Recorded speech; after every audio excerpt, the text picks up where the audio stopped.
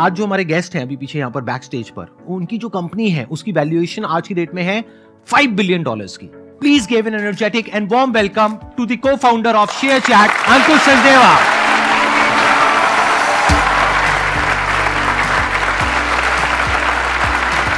Sir, how are you doing?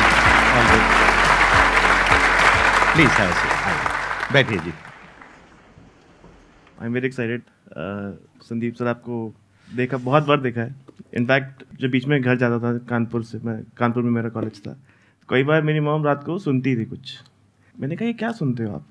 तब उन्होंने बताया कि वो आपको सुनती थी रात को अच्छे थॉट्स लाने के लिए। तो आई एम वेरी एक्साइटेड आपके साथ मैं आज बैठा हूँ, और आई एम श्योर मतलब मैं जितना भी ट्राई करूँगा हेल्प करने का, ऑडियंस को मोटिवेट करने का, अपनी जर्नी शेयर करने का। आप थोड़ा सा बताएंगे अपनी जर्नी के बारे में कि सबसे पहले तो इसकी शुरुआत कैसे हुई, मतलब एग्जैक्टली क्या हुआ, कैसे हुआ? तो हमने 14 डिफरेंट प्रोडक्ट ट्राई किए थे शेयरचैट के आने से पहले कॉलेज में। मैं और मेरे को फाउंडर्स, हम लोग 3 लोग थे। आप कौन से कॉलेज से पास आउट हैं? IIT कानपुर। IIT कानपुर से। तो पहला प्रोडक्ट हमने बनाया एक रियल एस्टेट प्रोडक्ट, कि लोग जब घर खरीदते हैं तो बहुत सारी चीज़ देखते हैं कि क्या लोकेशन है, यहाँ पे क्राइम कितना होता है, यहाँ पे प्रॉपर्टी के रेट्स बढ़ रहे हैं, गिर रहे हैं। तो वो हमने बनाया, कहीं गया नहीं प्रोडक्ट। फिर हमने कुछ और बनाया। ऐसे करते करते हम फाइनली पहुँचे शेयरचैट पे। और वो भी इंटरेस्टिंग था कि हम लोग, ये तब तक मेरा 4th ईयर हो गया था ऑलमोस्ट प्लेसमेंट के टाइम। हम बना रहे थे एक ऐप ओपिनियो, इसके पहले वो था डिबेटिंग ऐप, कि सचिन वर्सेस विराट का एक डिबेट चल रहा है, आप आइए अपना कमेंट डालें और जिसके कमेंट्स में ज़्यादा एंगेजमेंट आएगा वो साइड जीत गई। मतलब सिंपल सी ऐप थी। और उस पर मतलब ट्रैफिक आ नहीं रहा था। तो मैं था 4th ईयर में, कॉलेज में बैठा हुआ था अपने हॉस्टल रूम में। मैं वो लिंक जाके फेसबुक ग्रुप में डाल रहा था जगह जगह, कि कुछ तो लोग कि सचिन के फैन क्लब में जाते हैं, बोलते हैं कि आपके फेवरेट क्रिकेटर का डिबेट चल रहा है तो आके पार्टिसिपेट करें, तो लोग आएंगे। तो एक सचिन फैन क्लब में मुझे एक पोस्ट दिखा जिसमें था व्हाट्सएप का लोगो, और एक बंदे ने लिखा हुआ था कि मैं बना रहा हूँ सचिन का व्हाट्सएप ग्रुप, अपना फ़ोन नंबर डालें। इस पोस्ट के नीचे 50,000 लोगों ने अपना फ़ोन नंबर डाला हुआ है, रियल नेम, रियल फोटो। और मुझे लग रहा है यार ये कैसे हो रहा है कि 50,000 लोग अपना रियल फ़ोन नंबर डाल रहे हैं। तो मैंने कहा यार करके देखते हैं। 1000 लोग को मैंने फ़ोन नंबर निकाला, अपने व्हाट्सएप में डाल दिया, और 10 ग्रुप बना दिए व्हाट्सएप के, और उनका नाम रख दिया Sachin video, Sachin photo, Sachin meme, जैसे करके, कि सचिन का इनको चाहिए था व्हाट्सएप ग्रुप, तो बना के देखते हैं। 1 घंटे बाद मैं वापस आता हूँ, अपना दरवाज़ा खोलता हूँ हॉस्टल रूम का, मेरा फ़ोन टेबल पे पड़ा है और वाइब्रेट हो रहा है, कॉन्स्टेंटली वाइब्रेट हो रहा है। मैंने उठाया, हर ग्रुप में 100, 200 मैसेज पड़े, और ये 100 स्ट्रेंजर्स हैं, 100 लोग जो आपस में जानते नहीं एक दूसरे को। मैंने उनको उठा के ग्रुप में डाल दिया। कोई कंप्लेंट नहीं कर रहा, सब लोग बहुत खुश हैं कि हमें कंटेंट मिल रहा है, और सब लोग हिंदी में बात कर रहे हैं, तमिल में बात कर रहे हैं, तेलुगु में बात कर रहे हैं। तो ये ऑब्जर्वेशन से हमने कहा हमें क्या बनाएंगे शेयरचैट, जिसमें आपको सारा वायरल ट्रेंडिंग कंटेंट आपकी भाषा में एक ऐप में मिलेगा। तो वहाँ से शुरू हुआ था शेयरचैट। ये 2014 की बात है, हमने देखा। और इनफैक्ट ये जो ऑब्जर्वेशन था फेसबुक ग्रुप वाला, ये मेरे प्लेसमेंट के 2 दिन पहले था। मैंने घर पे कॉल किया, मम्मी मैं नहीं बैठ रहा प्लेसमेंट में, मेरे को एक आइडिया आया, मैं वो करना चाहता हूँ। तो वही घर वालों ने बोला कि यार बेटा IIT गया है, इतनी मेहनत करी है, तो अब आखिरी मोमेंट पे क्यों ऐसे कर रहा है। बट मैंने कुछ कुछ करके कन्विंस किया। मैंने कहा 2 साल दे दो मेरे को, 2 साल में अगर नहीं हुआ तो मतलब कर लेंगे, मतलब जॉब्स कहाँ जा रही है, डिग्री तो है ही। फिर मैंने वो किया। फिर मैं ट्रेन लिया, मेरे को फाउंडर्स मुंबई में थे, वो एक्सेल सीनियर तो ग्रेजुएटेड थे वो। तो मैं मुंबई गया, मैंने सेम चीज़ दिखाई उनको कि देखो क्या चल रहा है वो फेसबुक पे। फिर वहाँ से शुरू हुआ शेयरचैट। बट अब अगर देखा जाए आज की डेट में, तो बाकी भी ऐप्स यूज होती हैं। तो how is your product different from all those products? मतलब डिफरेंस क्या है उसमें? जब आप कोई ऐप ज्वाइन करते हो, मतलब फेसबुक, ट्विटर टाइप, लार्जली इन ऐप्स में आपको या तो फ्रेंड बनाना होता है या फॉलो करना होता है, और फिर आपकी फीड बनती है। हमने पहले 2 साल सेम चीज़ ट्राई करी कि यार हम लोग पब्लिक प्रोफाइल्स, मतलब हम लोग फ्रेंड नेटवर्क तो है नहीं, हम लोग पब्लिक प्रोफाइल्स लेके आएंगे, फॉलो वर्दी प्रोफाइल्स। लोग आएंगे, उनको फॉलो करेंगे, उनकी फीड बनेगी और वो यूज़ करेंगे। ये हमने 2 साल ट्राई किया। इससे मतलब हम जो रिटेंशन मेजर करते हैं कि कितने लोग आए और रुके ऐप में, वो बिल्कुल नहीं बढ़ा।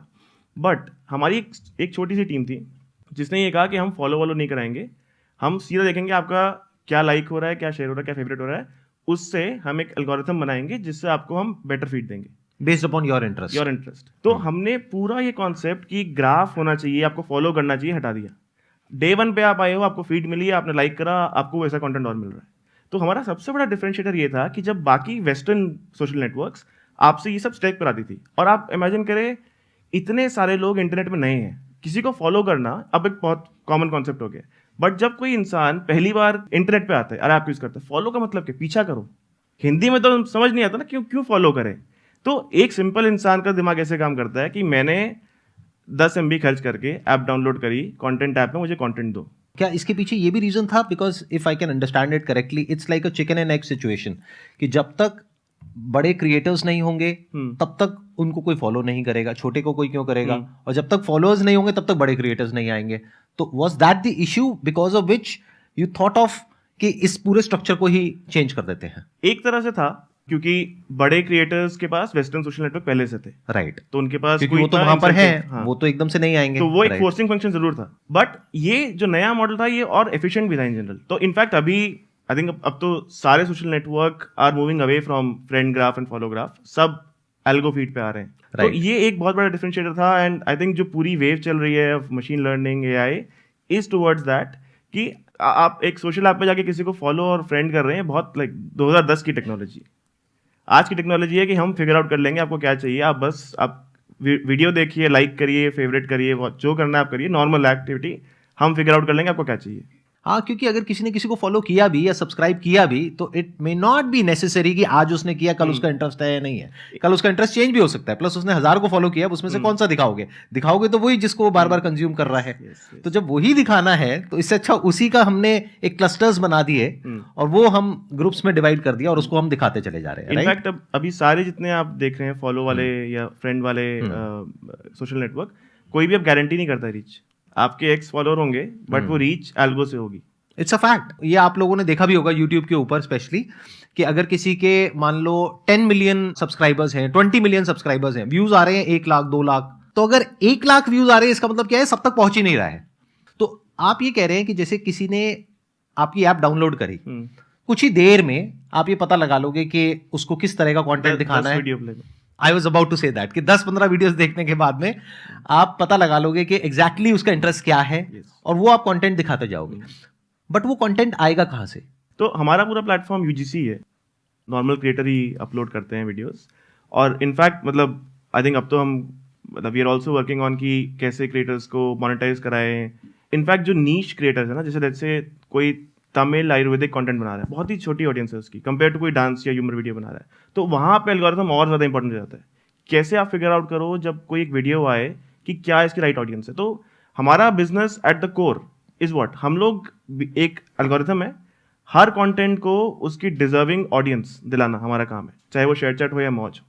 तो ये हमारा कोर बिजनेस है। और इसमें मतलब क्रिएटर्स को कैसे इंसेंटिवाइज रखें, जब कोई क्रिएटर बड़ा हो जाए, how do we make help them make money, तो ये सब we are doing now. But it is largely UGC, कुछ बड़े पब्लिशर्स भी हैं, मतलब बड़े न्यूज़ चैनल्स वो सब भी अब आ गए हैं, but largely I would say 80% अभी भी यूजीसी कंटेंट है।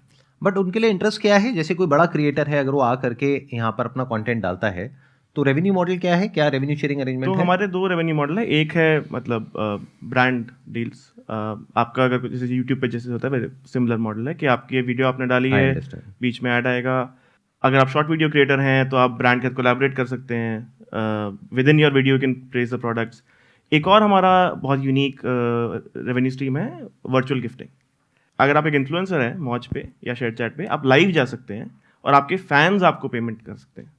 मतलब आप गिटारिस्ट हो, आप गिटार बजा रहे हो, आपके फैंस को अच्छा लगा, वो आपको तुरंत वर्चुअल गिफ्ट भेज सकते हैं, वर्चुअल रिंग, जो कि एक्चुअल 10 रुपीज़ से वो खरीदेंगे कॉइन से और फिर आपको वर्चुअली गिफ्ट करेंगे। एंड ये बहुत बड़ा मार्केट बन रहा है अभी। हमने इस साल करीब 400 करोड़ के क्रिएटर इंसेंटिव करें इंडिया में। सबसे लो मोमेंट आपका कौन सा था शेयर चैट की पूरी जर्नी में? आई थिंक ऐसे काफ़ी मोमेंट थे, नियर डेथ मोमेंट्स थे।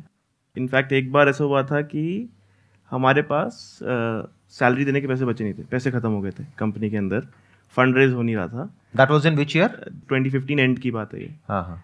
तब हमने कुछ करा के luckily we were able to get series A done और हम सैलरी दे पाए थे लोगों की। बट वो एक नियर डेथ मोमेंट था कि हमको लगा यार अब बस सब खत्म हो गया है। और अब अगर आज की डेट की बात करी जाए तो don't you think it's a very competitive landscape, क्योंकि यहाँ पर वो प्लेयर्स हैं जिनकी बहुत डीप पॉकेट्स हैं। अब तो वैसे आपकी भी काफी अच्छी डीप पॉकेट्स हो गई हैं, हाँ, बट स्टिल मतलब they are like multi billion dollar corporations जिनके पास में बहुत फंड्स हैं और उनका पूरा एक इंफ्रास्ट्रक्चर नेटवर्क वो सब कुछ बना हुआ है। एक नेटवर्क इफेक्ट है उन लोगों के पास में in terms of advertisers, in terms of creators, in terms of content, in terms of everything. तो what differentiates you at this point in time, मतलब अगर एक यूजर की बात करी जाए जो अभी देख रहा है, वो क्यों आपकी ऐप को डाउनलोड करे, ऐसा क्या है उसके अंदर? तो आई थिंक ये क्वेश्चन हमको शुरुआत से आ रहा है। मतलब डे 1 पे हमने जब शेयर चैट शुरू किया तो तब भी लोग थे, बहुत बड़े बड़े लोग थे। इनफैक्ट हमको 90% इन्वेस्टर्स ने मना किया था डे 1 पे कि क्यों हो रहा, इंडिया का क्यों होगा एक सोशल नेटवर्क। तो आई थिंक उससे तो हम काफ़ी आगे आ गए हैं। मतलब हमारे टोटल 40 करोड़ लोग हैं जो शेयर चैट मौज से टुगेदर कंबाइंड जुड़े हुए हैं, एक्टिव यूजर्स। तो आई थिंक हमारा एक अपना बेस है, स्पेशली रीजनल लैंग्वेज में। तो क्या ये और प्लेटफॉर्म्स पे नहीं हो रहा है? मतलब रीजनल लैंग्वेज में कंटेंट वहां पे अवेलेबल नहीं है? इतनी डेप्थ नहीं है। सो फॉर एग्जांपल अगर आप देखें, हम जब देखते हैं अपने बिजनेस को तो शुरुआत होती है कंटेंट की बहुत पॉपुलर कंटेंट से, ह्यूमर है, मीम्स है, डांस है। बट रियल वैल्यू कब आती है प्लेटफॉर्म की? जब आप एकदम लॉन्ग टेल कुछ सॉल्व कर रहे हैं। जैसे मैंने बोला कि मलयालम में आयुर्वेदिक कंटेंट की एक कोई क्रिएटर है, उसकी छोटी ऑडियंस होगी, बट जब वो ऑडियंस को वो कंटेंट मिलेगा वो उस प्लेटफॉर्म पे स्टिक करेगा। तो पॉइंट ये कि आप कैसे वो लॉन्ग टेल बनाए। और इंडिया बहुत डाइवर्स कंट्री है, मतलब इतनी हम 15 लैंग्वेजेस में ऑपरेट करते हैं शेयर चैट मौज। बहुत डाइवर्सिटी है लैंग्वेज में भी, टीयर्स में भी। मतलब कोई दिल्ली से है तो कोई इलाहाबाद से है, उनमें उनके कंटेंट प्रेफरेंस बहुत डिफरेंट होंगे। तो आई थिंक हमारा अपना एक ऑडियंस है जो हमने कैप्चर किया है, बाकी लोगों का अपना एक ऑडियंस है। हमारे पास इनफ कैपिटल है कि हम इन्वेस्ट करते रहें। और हमारे लिए क्या इंपॉर्टेंट, राइट, हमारा जो बीच में एल्गोरिथम है वो हम स्ट्रॉन्ग करते रहे। तो हमने इनफैक्ट ये सबसे हार्ड पार्ट है इस बिजनेस का। तो हमने 2020 में सोचा यार देखो, हम इंडिया में तो अच्छा कर रहे हैं, डोमेस्टिक कंपटीशन से हम अच्छे हैं, बट हम अभी भी लड़ किससे रहे हैं? वेस्टर्न से, राइट। तो हमने इनफैक्ट लंदन में टीम एक्सपैंड करी कि हमारी AI मशीन लर्निंग टैलेंट हम इंडिया के बाहर बनाएंगे और सबसे बेस्ट लोग हायर करेंगे। तो आज की डेट में हमारा मशीन लर्निंग टैलेंट पूरा यूरोप में है और बाकी सब लोग इंडिया में है टू बी कम्पिटिटिव। तो आई थिंक हमारे पास इनफ कैपिटल है, टैलेंट है टू नाउ फाइट। आप जो क्वेश्चन पूछ रहे हैं वो मुझे डे 1 से लोग पूछ रहे हैं, सभी पूछ रहे होंगे और आप खुद भी अपने आप से पूछ रहे होंगे। हाँ, और मतलब कई बार डे 1 पे हमें भी लगता, अगर मुझे डे 1 पे पता होता कि ये बिजनेस बनाना इतना मुश्किल है तो शायद मैं नहीं करता। एग्जैक्टली क्योंकि ये जितना आसान लग रहा है ना उतना आसान है नहीं है। मतलब it's one of the most competitive landscapes जहां पर अभी ये है, और वहां पे जो डोमिनेंस रहा है वो सारी ये सिलिकॉन वैली की जितनी भी कंपनीज है उन्हीं का रहा है। मतलब यूएस की जितनी कंपनीज है उन्हीं का डोमिनेंस रहा है ग्लोबली अगर आप देखोगे। और रीजनली ये डेवलप करना और इस लेवल तक लेकर के आना, यू आर सेइंग आपके 40 crore, that means 400 million active users हैं per month on ShareChat and Moj. These are active users या total users? Active users. He deserves a big round of applause for like say what he has done.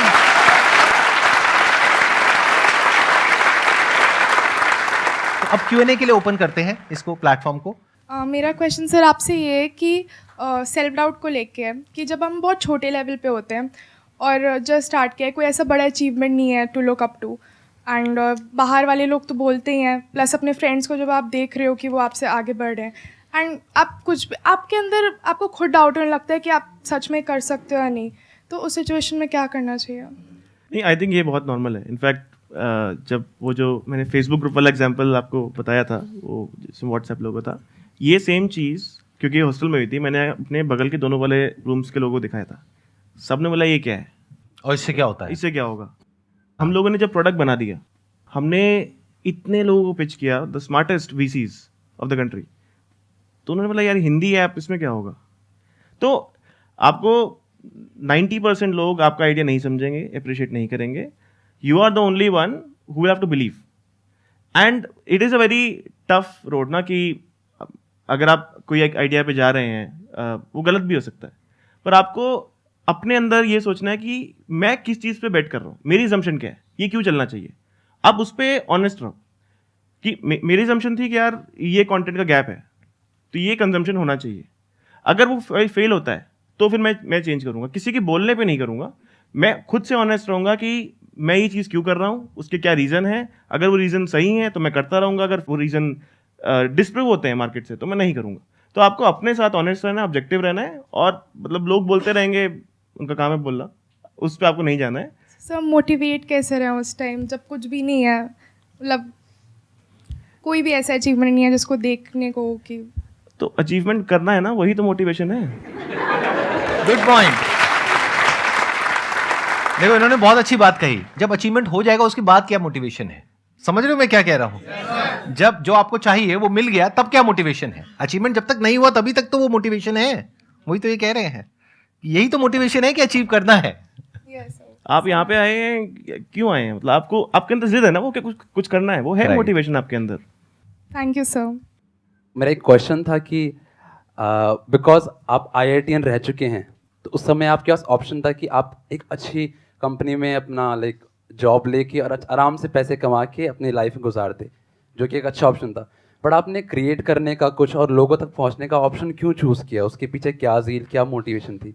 I think IIT की placement छोड़ने से पहले भी एक decision था मेरी life में। तो मैं ये इसलिए बता रहा हूँ क्योंकि कई लोग सोचते हैं कि IIT का ब्रांड था तो कर लिया, बट उसके पहले जब मैं 12th स्टैंडर्ड में था, मैंने 12th में 2 महीने बाद मैं एक दिन स्कूल गया, एकदम परेशान हो गया कि यार 8 घंटे बिताता हूँ मैं, कुछ मेरे को मन भी नहीं है, उससे बेटर मैं घर में सीख लूँगा। मैं एक दिन वापस आया, मैंने अपने घर वालों को बोला, पेरेंट्स को बोला, मैं स्कूल नहीं जा रहा और मैं घर में पढ़ूंगा, और फिजिक्स केमिस्ट्री मैथ्स तो हम IIT के लिए प्रिपेयर कर रहे थे, वो कर लेंगे, इंग्लिश और कंप्यूटर बचा है वो मैं खुद पढ़ लूँगा। तब मेरे पास कोई वो नहीं था सेफ्टी नेट कि IIT का ब्रांड है कि नहीं, बट एक कॉन्फिडेंस था और एक कैलकुलेटेड रिस्क था कि यार मुझे लग रहा है कि वो 8 घंटे में मैं कर लूँगा अपने आप, इससे बेटर तो वो बेट ले लेते हैं। तो चाहे वो डिसीजन हो या प्लेसमेंट छोड़ने का डिसीजन हो, it is always a calculated risk कि मेरा अपसाइड क्या है, मेरा डाउन साइड क्या है। अपसाइड ये है कि यार मेरे को फ्री टाइम मिलेगा, मैं अपनी पढ़ाई पे फोकस कर पाऊंगा। डाउन साइड ये है कि शायद मेरे बोर्ड्स में कम नंबर आ जाएंगे। बट हम लोग क्यों पढ़ रहे हैं? हम लोग इंजीनियरिंग कॉलेज में जाने के लिए पढ़ रहे हैं, वहाँ पे बोर्ड्स का परसेंटेज और उसका कोई कोरिलेशन है नहीं। मतलब हमारे टाइम पे तो नहीं था, अब शायद चेंज हो गया हो। तो आपको ये देखना है कि अपसाइड क्या है, डाउन साइड क्या है, और फिर डिसीजन लेना है।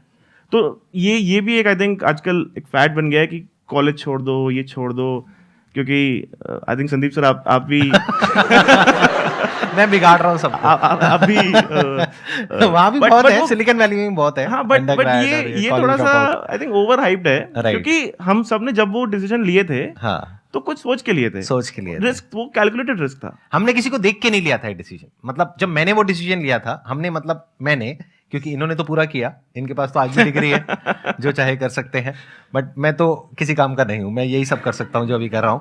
तो मैंने जब वो डिसीजन लिया था तो बहुत सोच समझ करके लिया था। जब मैंने वो डिसीजन लिया था तो मेरे को पता था कि in the worst case scenario में महीने का ₹1,00,000 तो कमा ही लूंगा। तब जाकर के मैंने वो डिसीजन लिया। ऐसे नहीं कि किसी को देखा और इमीडिएटली वो डिसीजन ले लिया। मतलब जैसे इन्होंने कहा ना, best case scenario, worst case scenario देख करके फिर डिसीजन लिया कि बुरे से बुरा क्या हो जाएगा, ये कहीं कुछ नहीं हुआ, हाँ ठीक है इतना तो हो जाएगा।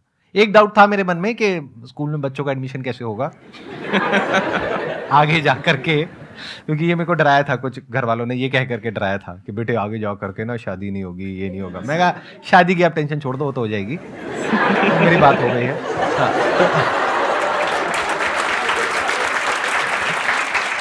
मैंने कहा ये एडमिशन वाला थोड़ा सा डाउट है मेरे को, क्योंकि मैंने सुना था उस टाइम पे, मेरे घर वालों ने बोला कि जब वहाँ पे जाते हैं ना किसी अच्छे स्कूल में एडमिशन के लिए, तो वो पेरेंट्स की भी जो वो होता है डिग्रीज वगैरह उसको चेक करते हैं, उनका भी इंटरव्यू होता है, ये होता है वो होता है। बट अब अच्छी बात ये है कि जहाँ पे मेरे बच्चे पढ़ रहे हैं वहाँ पे मैं कई बार एज अ चीफ गेस्ट जा चुका हूँ, तो डजंट मैटर।